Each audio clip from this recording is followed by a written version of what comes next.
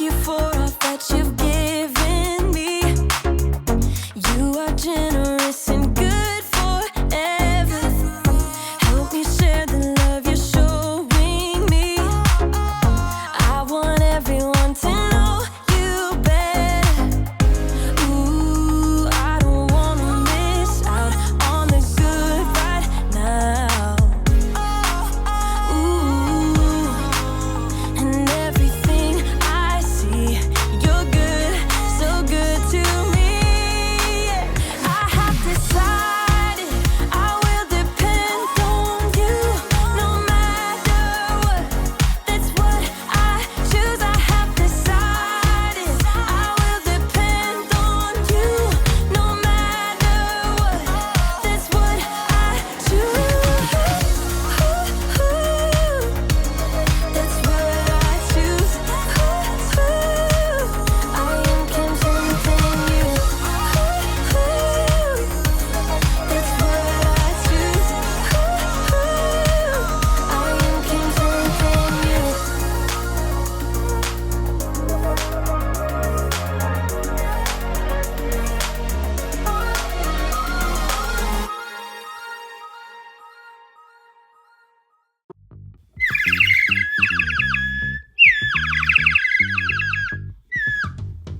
Oh, hey guys. Just doing a spot of bird watching here. Welcome to Story Lab. This week we're taking a look at the story of a small snack that turned into a feast to remember. And speaking of snacks,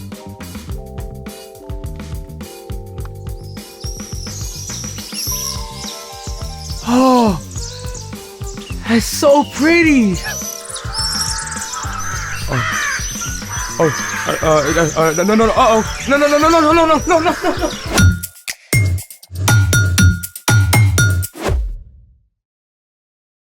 Hey guys, welcome to Story Lab. I'm Carter. And I'm Zeke. This month we're talking about how everything we have is a gift from God. So we can give freely to others. Special delivery for Carter. It's here. Carter?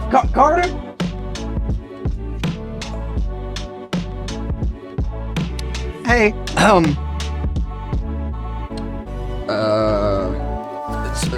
so today, hey, watch this. Oh, this is pretty easy. Let's go higher. What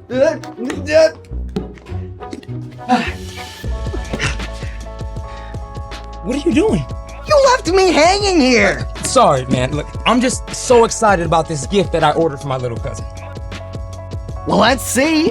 Well, see, his family is going on this epic road trip to the national parks, and I just wanted him to have something fun to take a picture with at each stop. Oh, cool, like a superhero action figure or a giant candy bar or a pigeon? A pigeon. You mean a rat of the sky? First off, rude. And second, this isn't just any pigeon. This is a homing pigeon. Humans and homing pigeons have a very special relationship. What do you mean? You see, thousands of years ago in ancient Egypt, humans used homing pigeons to deliver letters over long distances.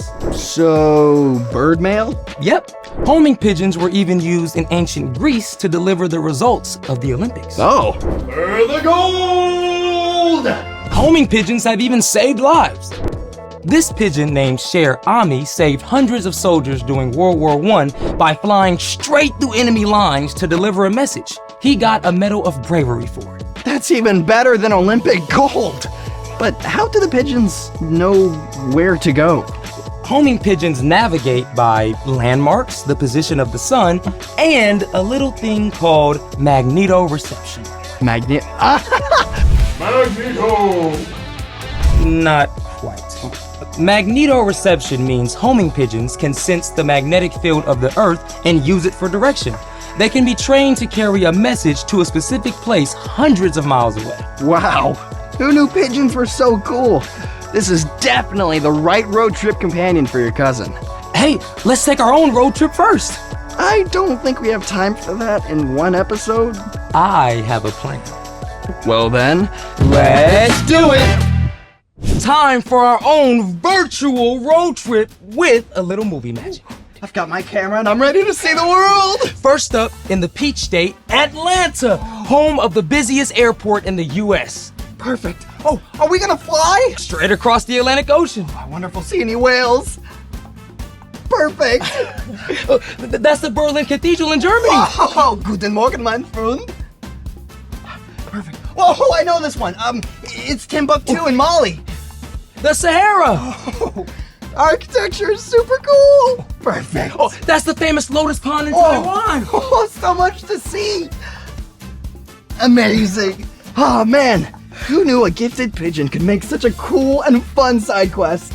Speaking of giving, it's time for... The story before the story.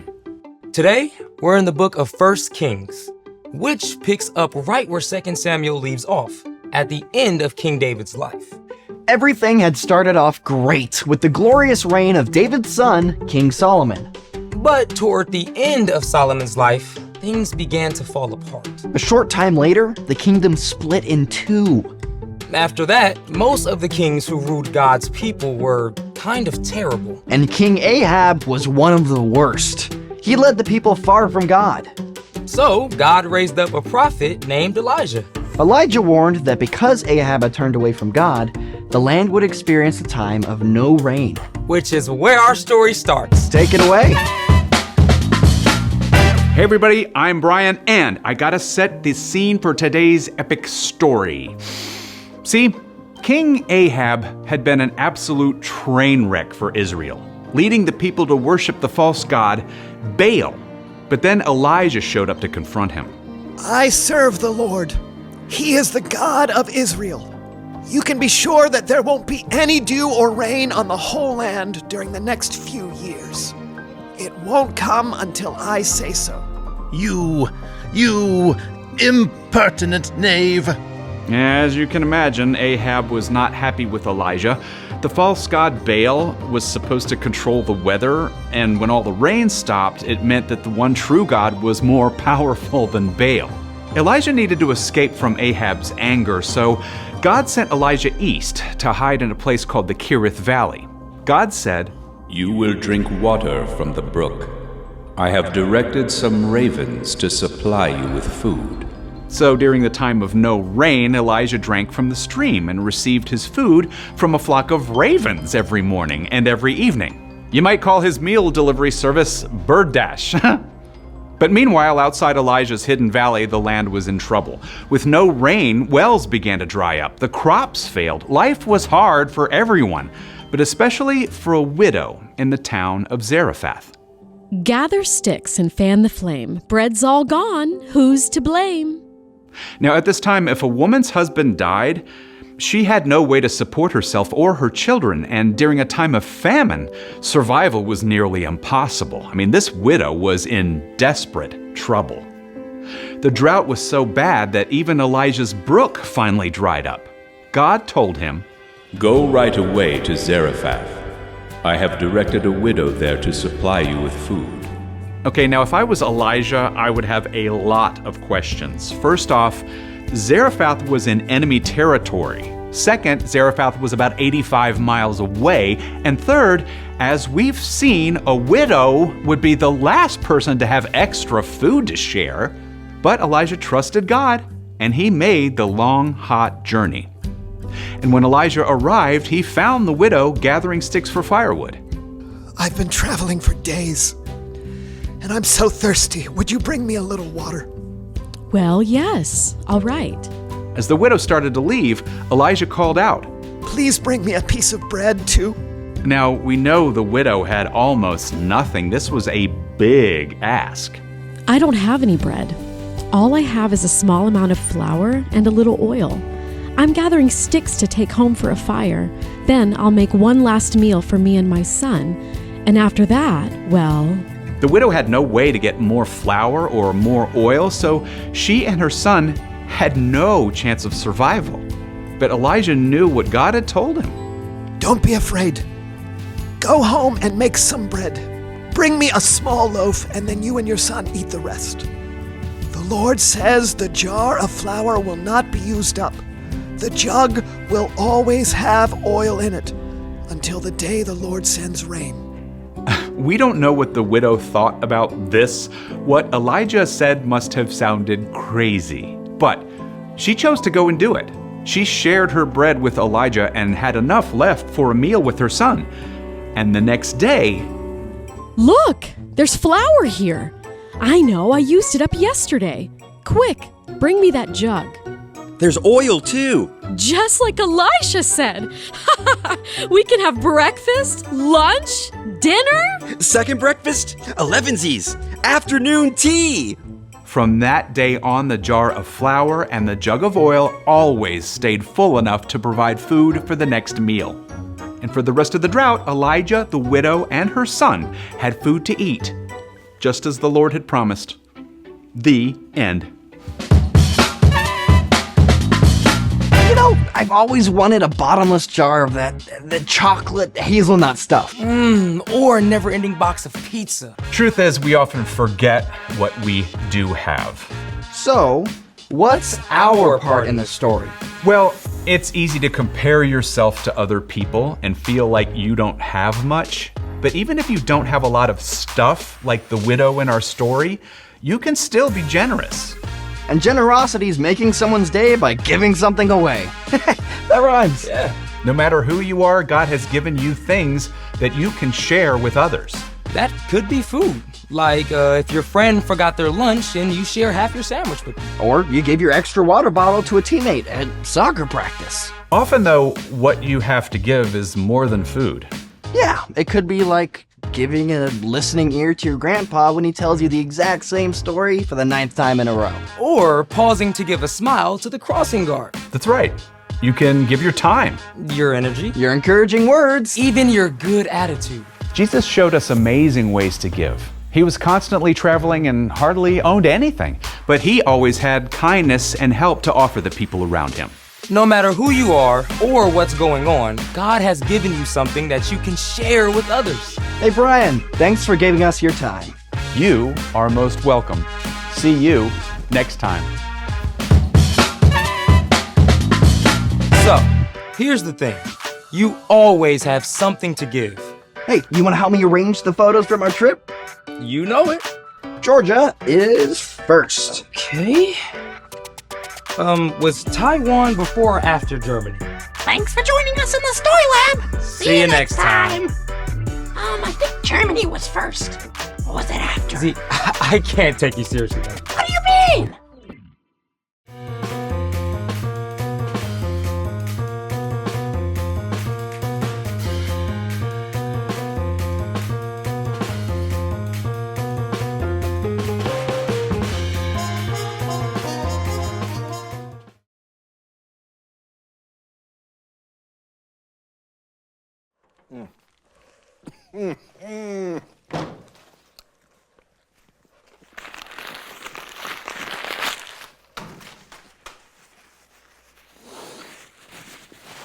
Whoa.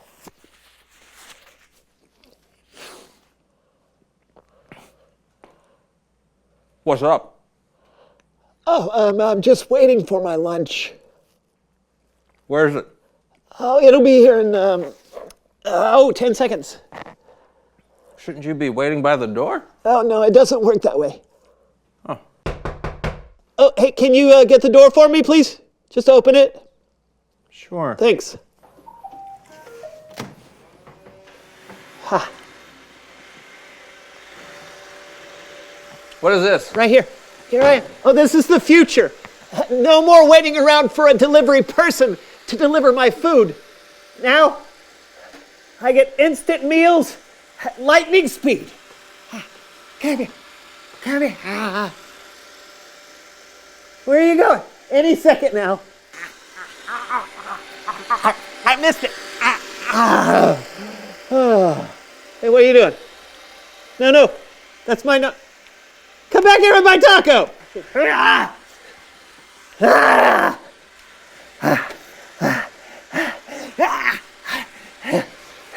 Taco!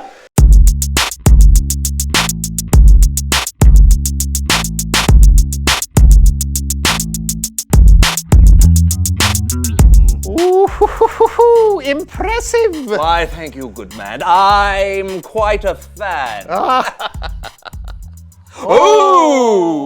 Oh, why, hello, good people. My name is John. My name is Brandon. And you are watching... a show. A show. Don't mind us. We're just getting ready for dinner. Yeah. We're trying this new free food service called Banquets on Buses. A couple of college students converted an old bus into a food delivery vehicle. Yeah, they're bringing us a free banquet. The best part is, we're going to surprise the delivery person by inviting them to stay for dinner. I must say, we are quite generous. Oh, indubitably. Come in. Oh, what's up, dudes? Oh, did you two order a super deluxe banquet special? Why, we certainly did. Sweet! Let me make some space. Oh, yes. Very pleasant. Yum. Here we go.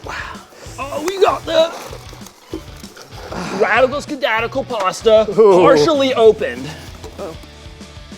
Peaches, pudding, sardines. We got the garbanzos flying in. You guessed it, more sardines. Olives, tomatoes. These are my favorite, peaches, tomatoes.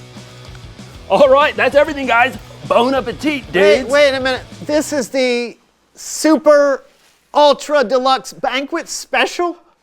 I know, right? Pretty rad. No, my dear boy, not rad at all. Yeah, where's the roasted turkey and the ham? Yes, and the mashed potatoes, the salad, the dessert. Is this dessert? That's actually the entree, dude. And where's the bus? It's called banquets on buses, not snacks on skateboards. Emotional wipeout, dude. No. No. We're sorry. We were just excited about the experience. Yeah, we were even going to invite you to join us. Like, for real? Yeah, you want to? Yeah, I'm actually really hungry from skating all around town with that humongo backpack on. Oh, here, have a seat. Yeah. Let me pull up the shirt. Oh, radical. All right. So, what's your name? Oh, my name's Slater. Slater the skater, dude. I deliver with banquets on buses, except we don't really have any more buses, and some people don't consider this a banquet. The pictures online made the meal look a little more appetizing. I know, dude. I'm sorry. I'm sorry about all that. It's just that my best friend Bruce is technically the one who had the bus and the cooking skills. Did something happen between you two? Yeah. You know, when we first started Banquets on Buses, we thought it'd be cool to help serve families in need by bringing them a home-cooked meal. You wouldn't believe how many families need food. Oh, wow, that's very thoughtful. Yeah. But then Bruce decided to quit because he said it was getting too expensive. With all the gas and the food we were buying, dude. But at least you're still doing it. Right. Yeah, I just want to help out however I can. With whatever I got. Did you? So I got me, I got my board, and whatever I have in my pantry. I just wish that I could serve people better meals. You know what? You basically have a dinner right here. I mean, all of these ingredients would make a delicious dinner. Right. Yeah. And you have the pasta. Just put it in a tomato sauce and maybe the olives, and then you can have the peaches for dessert and sardines. Okay, look, the important thing is that you're using what you have to be generous. It doesn't have to be expensive. Right! And Bruce can help you cook up with all the ingredients you already have. And you can also save gas by just using your skateboard. But dude, It's called banquets on buses. Yeah. So. Oh, wait. Maybe you can call it smorgasbord. Because you have a variety of things, and you're on a skateboard. Smorgasbord. Okay. Yeah, because the skateboard. Oh! Yeah! Dude, with the skateboard! Oh, that's a great idea, dude. I need to tell Bruce about this right now. Oh, great. That's so rad. Here, don't leave your food. Okay. I mean, Yeah. We can make so much out of this. I know. No, totally. A stew? Oh, you don't want the sardines? No, thank you. Okay. No, well, you guys can share that. No, you take it. You take it. Yeah, that's awesome. Thanks, dude. Here's your skateboard. Yeah. Thank you, dudes. Oh, helmet. yeah. Oh, Thank helmet. you. Yeah. See you later, dudes. Thank you for the great idea. Yeah, absolutely. Later, Slater. The skater. Wow. Look at us helping someone help someone. Yes. Yeah. But who's gonna help us with dinner? Oh. Backup pizza. Woo! Hooray! It's Bible story time with Kellen.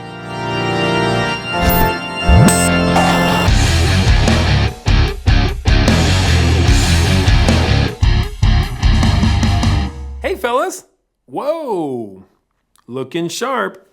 Sorry about your banquet.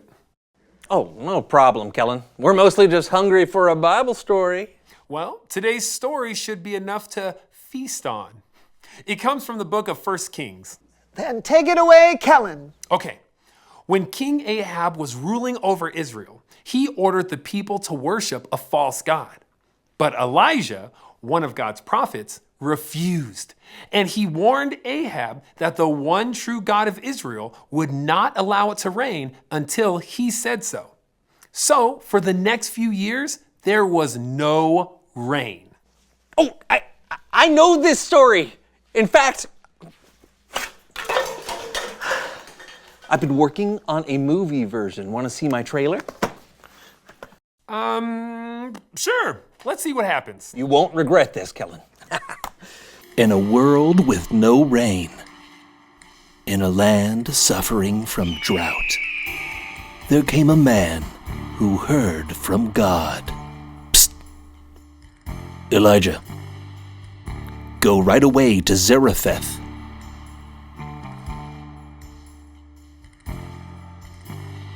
And a widow who had run out of hope. Ma'am.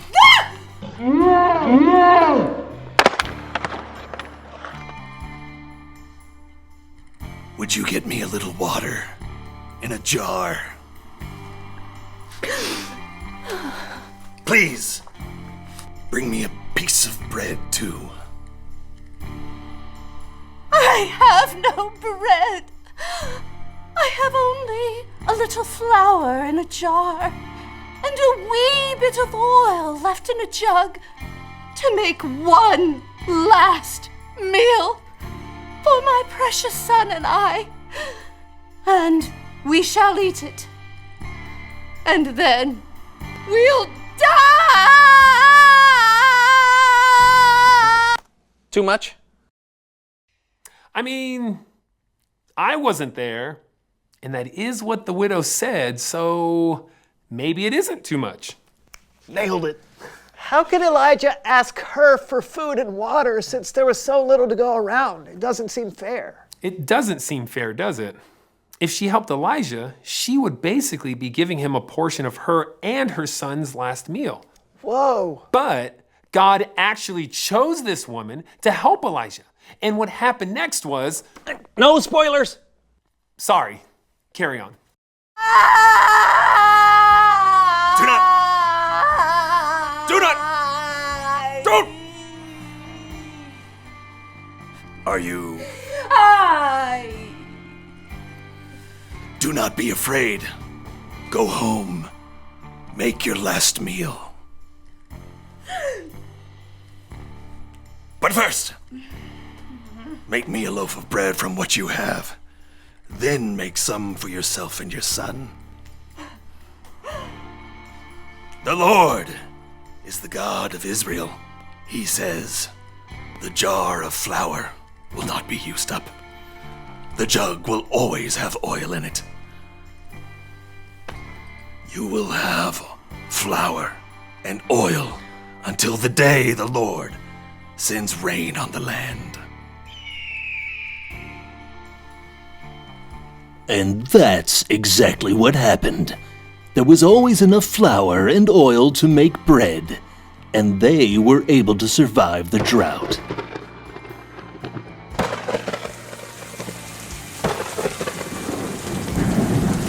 The Never-Ending Bread, coming soon to a theater near someone. The trailer kind of gives away the ending there. Oh, yeah, well, I guess it was more like a short film. Whatever it was great. It showed God's amazing power. And it showed us how God could use someone who didn't have a lot to give to help someone else.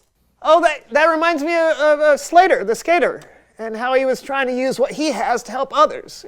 Kind of makes me want to be generous now. Yeah, totally. When we see how generous God is, when we see examples of other people being generous, it makes us want to be generous too. It's amazing. Hey, thanks for the story, Kellen. Hey, you're welcome, and great job with that film. I'll see you next time. You know, I feel like today was a pretty generous day. Kellen was generous as always by giving us a Bible story, and Slater was generous with his skateboard food delivery service. Yeah, we were generous by giving our time and advice to Slater. Oh, and you were generous for offering your pizza. Oh, let's eat. Oh, but first, reveal the question. What do you have to give? Could be something you can hold in your hand, like money or stuff. Right, or it could be something like your time. You can give up watching videos online for a while and choose to help someone else instead. Yeah, you can give out knowledge and wisdom if you can think of ways to help out in your home or your community. Or you can give out pizza. Yes. We should cook that first. Lesson learned. What do you have to give? Talk about it with someone. And we'll see you next time on The Show. Stop eating that.